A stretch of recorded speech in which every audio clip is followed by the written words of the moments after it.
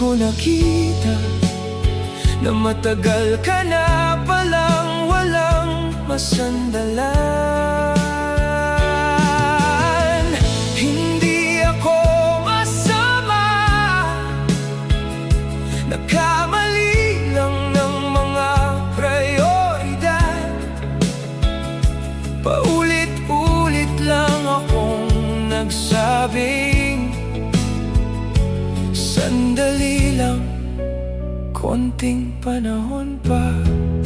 Akala ko sapat na naroon ako kapag kailangan mo, habang inaayos ang ating buhay.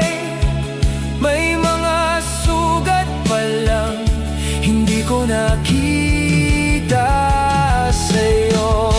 Kailangan mo ng oras, bukas ang hinabol ko.